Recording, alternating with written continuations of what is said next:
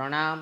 Good morning મિત્રો. ગુજરાત માધ્યમિક અને ઉચ્ચતર માધ્યમિક શિક્ષણ બોર્ડ દ્વારા તાજેતરમાં આપણા અભ્યાસક્રમમાં કેટલાક સુધારણા કરેલ છે. અમુક પ્રકરણ જે રદ કર્યા છે, એટલે હવેથી આપણે નવા સુધારણા પ્રમાણે આપણા અભ્યાસક્રમમાં આગળ વધવાનું છે અને જુદા જુદા મુદ્દાઓની ચર્ચા કરી અને એને સમજવાનું છે. તો હવે આપણે શરૂ કરવાનું છે પ્રકરણ 4, ભારતની રાષ્ટ્રીય ચળવળો. ધોરણ 8નો જે આપણો ભારતનો ઇતિહાસ તમે ભણ્યા છો એ વિશેના સંદર્ભમાં હવે વિસ્તૃત મુદ્દાઓ આપણે સમજવાના છે. રાષ્ટ્રીય ચળવળો ઈસવીસન 1600 ઈસ્ટ ઇન્ડિયા કંપનીની સ્થાપના, ત્યાર પછીનું એક મહત્ત્વનું સીમાચિહ્ન ગણીએ તો ઈસવીસન 1757 પ્લાસીનું યુદ્ધ, અને એ પછીનું મહત્ત્વનું સીમાચિહ્ન ગણીએ તો 1857 પ્રથમ સ્વાતંત્ર્ય સંગ્રામ. હવે મિત્રો આપણે 1857 પછીનો ઇતિહાસ અહીંથી ભણવાનો છે. તો પ્રાસ્તાવિક થોડું સમજીએ એ સંદર્ભે કે ભારતના વસવાટ દરમિયાન બ્રિટિશરો ભારતની રાજકીય પરિસ્થિતિથી પરિચિત થયા. ભારતની રાજકીય પરિસ્થિતિ શું છે એની ઓળખ થઈ બ્રિટિશરોને. ભારતની રાજકીય ખટપટો અને આંતરિક નબળાઈનો લાભ ઉઠાવ્યો. યાદ છે આપણને પહેલા ચેપ્ટરમાં ભણ્યા વેલેસ્લી સહાયકારી યોજના, અને ધોરણ 8માં તમે એ સંદર્ભે એક ટૂંકી વાર્તા પણ સમજ્યા હતા, બે બિલાડી અને વાંદરો. જ્યારે બે પક્ષ વચ્ચે વિવાદ થાય તો ત્યારે એનો લાભ ત્રીજો પક્ષ ઉઠાવે. બ્રિટિશ ઈસ્ટ ઇન્ડિયા કંપનીએ ઈસવીસન 1757માં બંગાળમાં પગ પેસારો કર્યો. ખ્યાલ છે આપણને કેમ 1757? તો પ્લાસીનું યુદ્ધ. સિરાજ ઉદ દૌલાને દગાખોરીથી હરાવી અને મૃત્યુ આપ્યું. 1757થી 1857 સંગ્રામ સુધીના 100 વર્ષના શાસનકાળ દરમિયાન ભારત પર પોતાનું આધિપત્ય જમાવી દીધું. એ 100 વર્ષમાં જુદી જુદી કૂટનીતિઓ અપનાવી, વોરન હેસ્ટિંગ્સથી લઈ અને ડેલહાઉસી સુધી. ભણ્યા આપણે પ્રકરણ 1માં. અંગ્રેજોએ પોતાનું આધિપત્ય જળવાઈ રહે તે માટે દેશમાં મજબૂત વહીવટી માળખાનો ધીરે ધીરે વિકાસ કર્યો. વહીવટી માળખામાં સુધારણા કર્યા. અંગ્રેજી ભાષાને સ્થાન આપ્યું વહીવટી તંત્રમાં. અંગ્રેજોએ સ્થાપેલ વહીવટી માળખા દ્વારા દેશમાં સમાન કાયદા, સમાન વહીવટ, બ્રિટિશ પ્રણાલિકા અનુસારનું ન્યાયતંત્ર, બ્રિટિશ ન્યાય પ્રણાલી અમલમાં આવ્યું. આમ છતાં ભારતમાં રહેનારા અંગ્રેજોએ ઇંગ્લેન્ડને વધુ લાભ થાય તેવા કાયદા અને વહીવટની સ્થાપના કરી. મૂળ હેતુ બ્રિટિશરોનો કે પોતાના સંસ્થાનોનું શોષણ કરવું, પોતાનો રાજ્ય વિસ્તાર વધારવો અને સંસ્થાનોના શોષણ દ્વારા ઇંગ્લેન્ડને સમૃદ્ધ બનાવવું. અંગ્રેજોએ ભારતના ભોગે ઇંગ્લેન્ડને સમૃદ્ધ બનાવી ભારતનું સૌથી વધુ આર્થિક શોષણ કર્યું. આ 100 વર્ષ 1757થી 1857માં પોતાનો રાજ્ય વિસ્તાર વધાર્યો, અને 1857થી 1947 એક્ઝેક્ટ 90 વર્ષ એ દરમિયાન ભારતને આર્થિક રીતે ખૂબ જ મોટું નુકસાન આપ્યું છે. આ સમગ્ર રૂપરેખા 1857 પછીની આપણે અહીંયા શીખવાના છીએ. ધોરણ 8માં તમે 1857 પ્રથમ સ્વાતંત્ર્ય સંગ્રામ માટે એક આખું પ્રકરણ શીખ્યા હતા. હવે એનો ટૂંક સાર અહીંયા આપણે ટૂંકમાં સમજવાનો છે. તો હવે આપણે સમજીએ 1857નો સંગ્રામ. યાદ છે આપણને મંગલ પાંડે કે પછી બહાદુર શાહ જફર, ઝાંસીની રાણી લક્ષ્મીબાઈ, તાત્યા ટોપે, આ બધા નામ આપણા મગજમાં હજી સચવાયેલા છે. 1857નો સંગ્રામ. તો ભારતમાં 1857નો સ્વાતંત્ર્ય સંગ્રામ થવા માટેના જવાબદાર પરિબળો. સૌથી મોટું જવાબદાર પરિબળ રાજકીય અસંતોષ. બ્રિટિશ શાસન દરમિયાન હિન્દની પ્રજાને રાજકીય અસંતોષ હતો, કેમ કે સત્તા પર હવે અંગ્રેજો હતા. આર્થિક શોષણ, સામાજિક અને ધાર્મિક પરિબળો. આર્થિક શોષણ તો થયું જ હતું, એની સાથે કેટલીક સામાજિક બાબતો, ધાર્મિક બાબતો.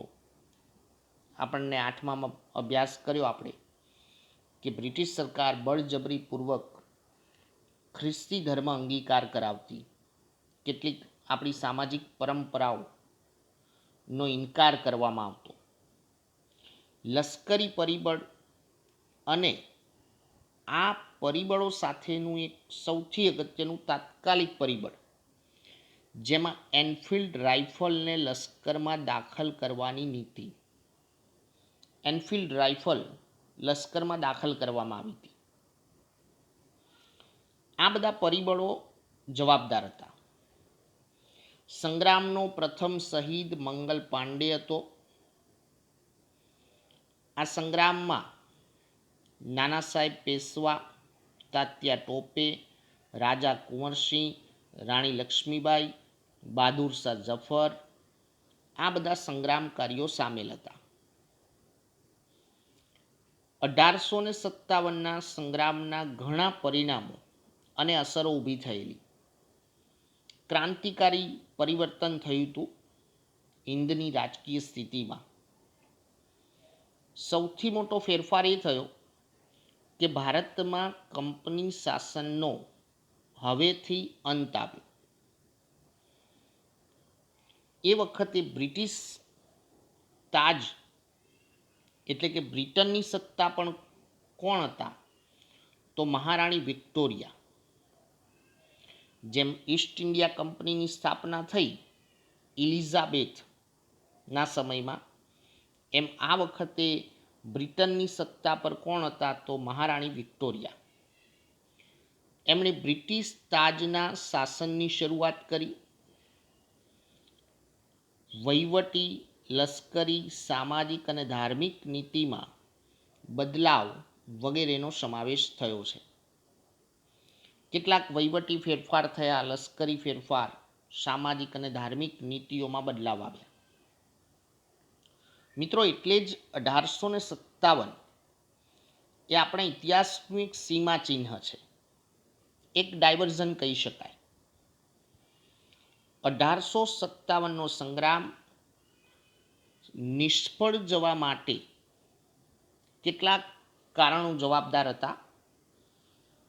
સંપૂર્ણ નિષ્ફળ છે એવું ન કહી શકાય, પણ આપણો જે હેતુ હતો, કે જે લક્ષ્યાંક હતો, એ સંદર્ભે નિષ્ફળ છે એવું કહેવાય. તો પહેલું કારણ હતું કે નિર્ધારિત સમય કરતાં વહેલી શરૂઆત. સંગ્રામની શરૂઆત નિર્ધારિત સમય કરતાં વહેલા થયેલી. મંગલ પાંડે સંગ્રામની શરૂઆત કરી દીધી હતી માર્ચના અંતમાં. વાસ્તવમાં એ સંગ્રામ મેના અંતમાં શરૂ થવાનો હતો. કેન્દ્રીય નેતાગીરીની ઉણપ હતી. કોઈ કેન્દ્રીય નેતૃત્વ નહોતું, પ્રાદેશિક નેતૃત્વ હતું. બીજું કે આપણી પાસે અપૂરતા અને પછાત શસ્ત્રો હતા. બ્રિટિશ લશ્કર તો ખૂબ તાકાતવાર હતું, આપણી પાસે પૂરતા શસ્ત્રો નહોતા, એટલે બ્રિટિશ સૈન્યનો સામનો કરવો એ મુશ્કેલ હતું.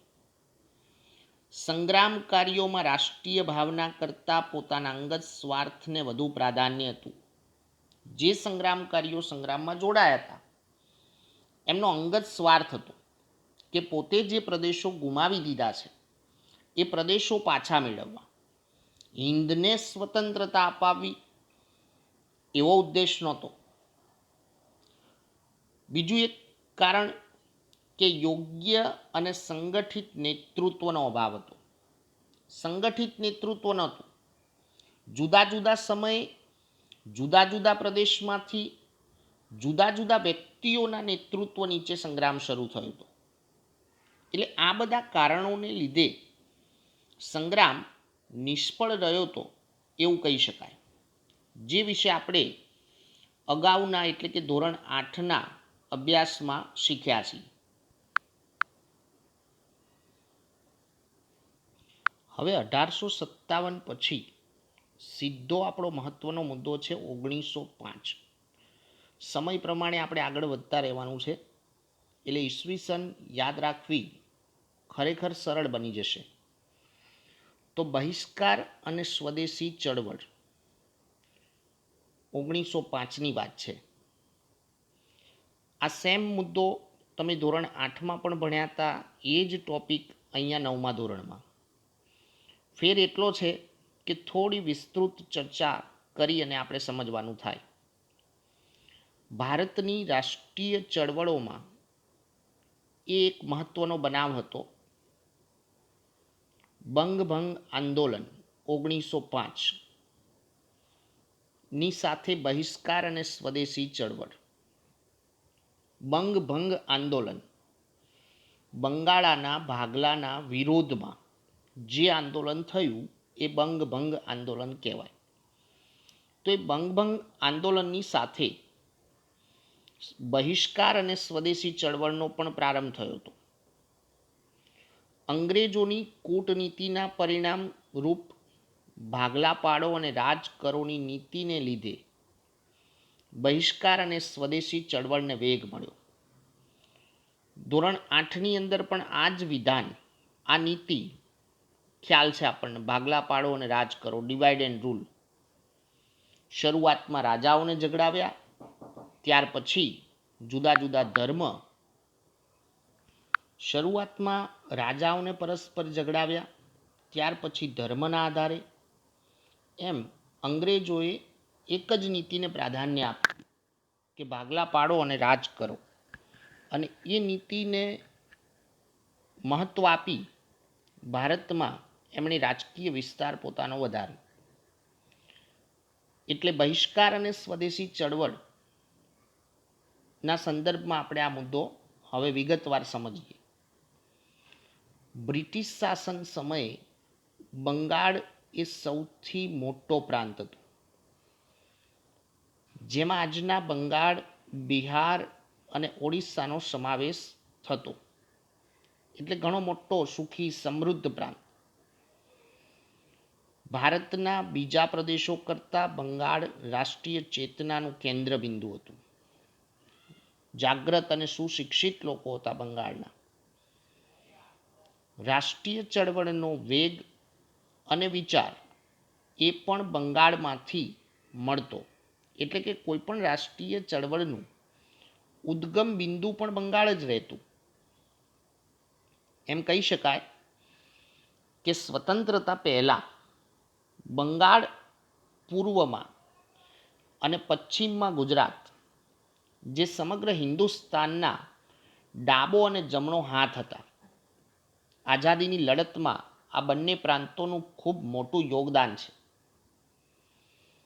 1857ના સંગ્રામમાં હિન્દુ અને મુસ્લિમ એક સાથે અંગ્રેજો સામે લડ્યા હતા. હિન્દુ મુસ્લિમ વચ્ચે એકતા હતી 1857ના સ્વાતંત્ર્ય સંગ્રામમાં. તેથી ભાગલા પાડો અને રાજ કરોની અંગ્રેજોની કૂટનીતિ દ્વારા કોમવાદને ઉત્તેજન આપવા માટે ભાગલા પાડવામાં આવ્યા. હિન્દુ મુસ્લિમ એકતા તોડવા માટે કોમવાદને ઉત્તેજન આપ્યું. તો આ બંગાળાનું વિભાજન કોણે કર્યું, ક્યારે, એ સમજીએ. વાઇસરોય કર્ઝન 1899 1905 સમય છે વાઇસરોય કર્ઝનનો. તો વાઇસરોય કર્ઝન દ્વારા વિશાળ બંગાળ પ્રાંતના વહીવટી કાર્યક્ષમતા લાવવાના બહાના હેઠળ પૂર્વ અને પશ્ચિમ બંગાળ એમ બે ભાગલા પાડ્યા. પૂર્વ બંગાળ અને પશ્ચિમ બંગાળ એમ બે ભાગમાં વિભાજન કર્યું બંગાળનું. કોણે કર્યું? તો વાઇસરોય કર્ઝને. 1905ની આપણે આખી આ ઘટના સમજીએ છીએ. બંગાળના ભાગલાનો ઉગ્ર વિરોધ શરૂ થયો. 16 ઓક્ટોબર 1905ના રોજ બંગાળ પ્રાંતના ભાગલાનો અમલ કરાયો હતો. મિત્રો, હમણાં ટૂંક જ સમયમાં 16 ઓક્ટોબર આવશે. જ્યારે જ્યારે આવી આપણી તારીખો આપણા ઇતિહાસમાં આપણે યાદ રાખવાનો પ્રયત્ન કરીએ તો ત્યારે એ દિવસના સમાચાર પત્રોમાં ખાસ કરીને આવા બધા જુદા જુદા ઇતિહાસની ઘટનાઓના લેખ પ્રગટ થાય છે. એને વાંચવાનું, એને સમજવાનો પ્રયત્ન કરવાનો. તે દિવસ સમગ્ર બંગાળ પ્રાંતમાં રાષ્ટ્રીય શોક દિન તરીકે મનાવવામાં આવ્યો. આપણા માટે દુઃખની વાત હતી આ. તે દિવસે તમામ વિદેશી માલના બહિષ્કારનું આંદોલન શરૂ કરવામાં આવ્યું. જ્યારે બંગાળના ભાગલાનો અમલ થયો તે દિવસને રાષ્ટ્રીય શોક દિન તરીકે ઉજવ્યો અને તે જ દિવસથી વિદેશી માલના બહિષ્કારનું આંદોલન શરૂ કર્યું. અને બીજો એક રેફરન્સ આની સાથે, રવિન્દ્રનાથ ટાગોરે આ દિવસને એકતા દિન તરીકે ઉજવવાનું જાહેર કર્યું. સ્વદેશી માલના ઉપયોગને ઉત્તેજન આપવાનું એલાન પણ જાહેર થયું. વિદેશી માલનો બહિષ્કાર અને સ્વદેશી માલના ઉપયોગને ઉત્તેજન એટલે પ્રોત્સાહન આપવું. ફક્ત બંગાળી પ્રજા જ નહીં, પરંતુ ભારતના અન્ય લોકો પણ માનવા લાગ્યા કે હિન્દમાં રાષ્ટ્રવાદનો જુવાળ જે જોરશોરથી શરૂ થયો છે તેને રોકવા આ વિભાજન કરાયું છે. બંગાળની પ્રજા તો સમજી ગઈ, પણ ભારતના તમામ લોકોને એ વાતનો ખ્યાલ આવ્યો કે આ વિભાજન શા માટે થયું છે. તો હિન્દમાં ઉદ્ભવેલા અને વિસ્તાર થયેલા રાષ્ટ્રવાદને દબાવવા માટે આ વિભાજન થયું છે. તે દિવસે સમગ્ર બંગાળમાં હિન્દુઓ અને મુસ્લિમોએ એકબીજાને હાથે રાખડી બાંધી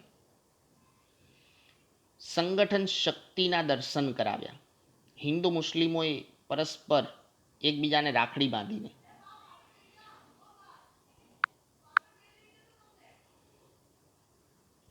આ આંદોલનના મહત્વના 3 લક્ષણો હતા, જેમાં સ્વદેશી અપનાવવું એટલે સ્વદેશીનો સ્વીકાર, વિદેશી માલનો બહિષ્કાર કરવો અને ત્રીજું હતું રાષ્ટ્રીય શિક્ષણ અપનાવવું એટલે કે રાષ્ટ્રીય શિક્ષણનો પ્રચાર કરવો. આ 3 લક્ષણોને ધ્યાનમાં રાખીને આંદોલન શરૂ થયેલું. સ્વદેશી આંદોલનથી ભારતને ખૂબ લાભ થયો. જ્યારે વિદેશી માલના બહિષ્કારને પરિણામે ઇંગ્લેન્ડના વેપારને મોટો ફટકો પડ્યો. જે સ્વદેશી ચીજવસ્તુનું આપણે ઉત્પાદન શરૂ કર્યું અને વિદેશી માલનો બહિષ્કાર કર્યો એટલે ઇંગ્લેન્ડના વેપારને નુકસાન પહોંચ્યું. માન્ચેસ્ટરથી આવતું કાપડ બંધ થઈ ગયું, મતલબ કે ઇંગ્લેન્ડથી આયાત થતા ખાંડ, બૂટ, સિગારેટ, તમાકુ વગેરેની આયાત ઘટવા લાગી. જ્યારે ભારતમાં બનેલા કાપડનું વેચાણ વધ્યું. સ્વદેશી માલ બનાવવાના કારખાના શરૂ થયા. બંગાળ ઉપરાંત હિન્દના અન્ય પ્રાંતો પંજાબ, ઉત્તર પ્રદેશ, મધ્યપ્રદેશ, મદ્રાસ વગેરે પ્રાંતોમાં પણ લડતના પ્રત્યાઘાતો પડ્યા. એટલે આ લડત એ ફક્ત બંગાળની નહોતી, સમગ્ર હિંદવાસીઓની લડત હતી. ગુજરાતમાં પણ સ્વદેશીની લડતનો પડઘો પડ્યો. આનો પડઘો બ્રિટિશ પાર્લામેન્ટમાં જબરજસ્ત પડ્યો. ખૂબ ઊંડી અસર થઈ હતી આ લડતની. છેવટે બ્રિટિશ પાર્લામેન્ટે પુનઃવિચારણા કરીને માત્ર 6 વર્ષ બાદ 1911માં બંગાળના ભાગલા રદ કરવા પડ્યા. 6 વર્ષ પછી. મિત્રો, બંગાળના ભાગલા રદ તો થઈ ગયા. આ આપણી એક સફળતા હતી હિંદવાસીઓની.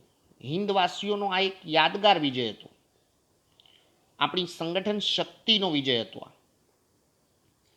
અંગ્રેજ શાસન વિરુદ્ધ જાગૃત થયેલી નવી ચેતનાનો આ નોંધપાત્ર વિજય હતો.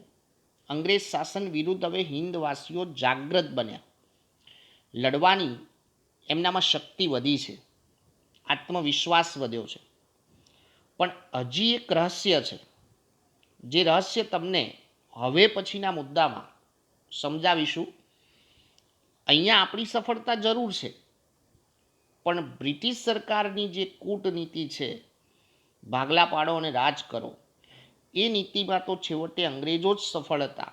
એ તમને હવે પછીના મુદ્દામાં સમજાવીશ, ત્યારે ખ્યાલ આવશે પૂરું. અસ્તુ, પ્રણામ.